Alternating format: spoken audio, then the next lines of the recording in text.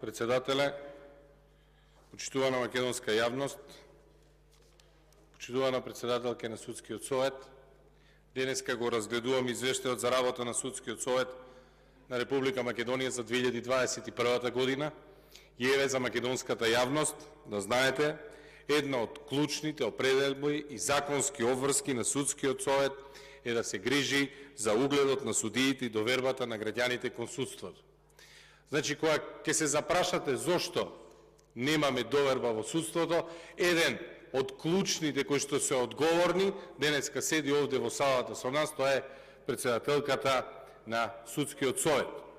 И кога ќе помислите дека во извештајот за работата ќе видите некоја соодветна анализа, ќе видите дека се потрудиле да го најдат решението на проблемот или да направат некоја анализа или некој логичен тек на настаните, ќе видите еден навистина несериозен извештај.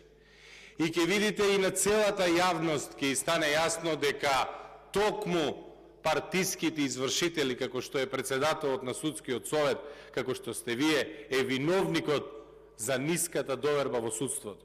Овде колегите зборуваа за 8% искажана доверба според одредени истражувања. Дали ги видовте другите релевантни истражувања? 3% имате доверба според другите истражувања. И тоа кога зборуваме за доверба во судството. Меѓутоа има и едни други индикатори. А тоа се истражувањата колку граѓаните во Македонија веруваат дека можат да дојдат до правда.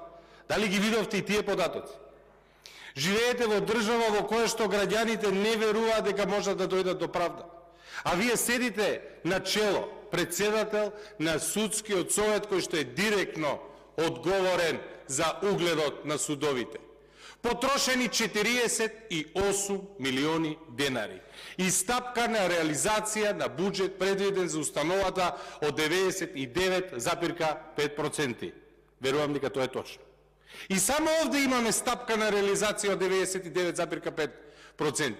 Сите други податоци кои што се поврзани со Судскиот совет, ќе видите огромно потврлување. Излезете и кажете и на јавноста за процентот на представки кои што ви се прикажани и се прифатени. 0,7%. Знаете што е 0,7%? Статистичка грешка. Маргина. 0,7%. Никаков ефект од вашето работење. Што има и што содржи извештајот? Што треба ние како законодавен дом да анализираме? Препораки кои што си ги давате сами на себе?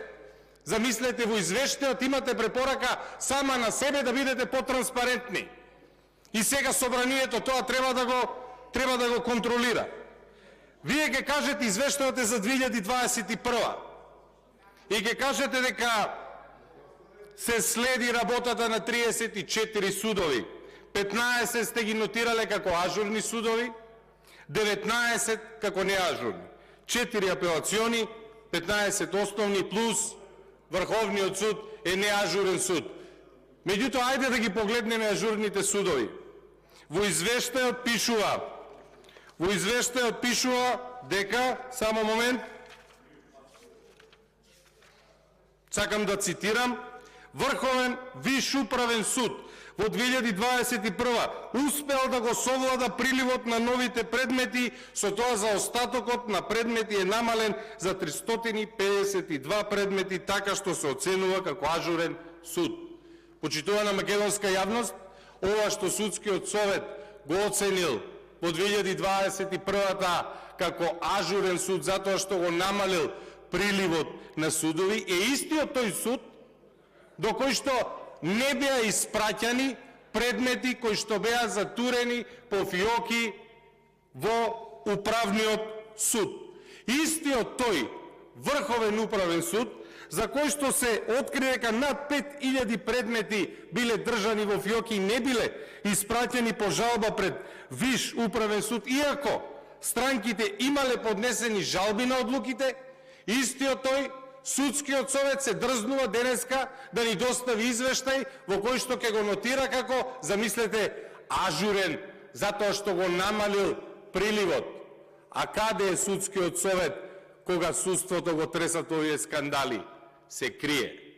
И вие, почитувана председателка на Судскиот совет, на овој начин, на начинот на кој што бевте избрани како единствен кандидат во Судскиот совет, каде што Весна Дамева ја победи, Весна Дамева, на начинот на кој што избравте за генерален секретар, а тоа го читаме од медиуми, сопруга на вашиот шофер, а сами имате акционен план за борба против корупција, во која што имате еден дел кој што се вели дефиниции.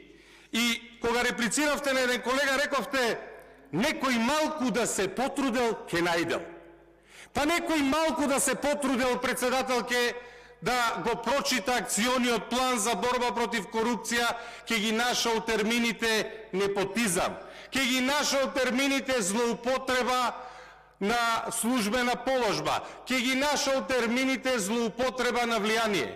Меѓутоа, вие, следејќи го големиот реформатор во судството Зоран Заев, а сега станавте оној кој што го следи примерот на Ковачевски, кој што на цела македонска јавност и покажа дека на Димитар Ковачевски му е важен само Димитар Ковачевски, и вие денеска со ваков несериозен извештај покажувате дека на Весна Дамева е важна само Весна Дамева.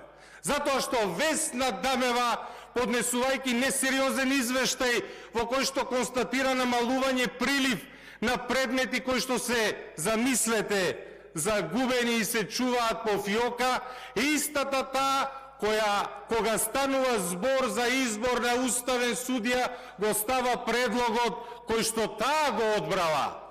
И потоа истиот тој предлог ќе дојде овде во собрание.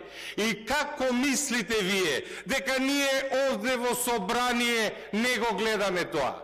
Вие можете да бидете председател на Судскиот совет, меѓутоа ние, пратениците, сме председатели на Народниот суд.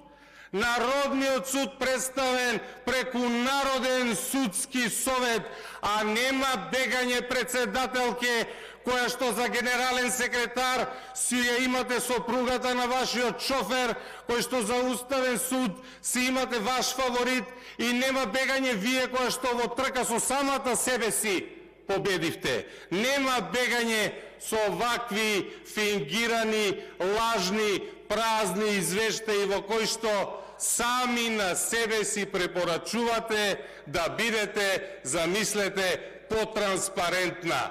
Зошто тоа да бидете потранспарентна не го употребивте кога гласавте за уставни суди? Зошто да бидете потранспарентна не го употребивте кога треба да објаснете како исчезнуваат предмети од управниот суд? И најважното прашање, од која природа се тие предмети и колку тие предмети ја чинат државата, затоа што од она што го видовме од медиумите, а за жал во Македонија највисокиот законодавен дом, наместо да добива информации од релевантни институции, добива информации од медиуми, добива информации од граѓаните, добива информации од своите поддржувачи, добива информации од луѓето кои што вие секојдневно ги понижувате да талкаат по судските лавиринти.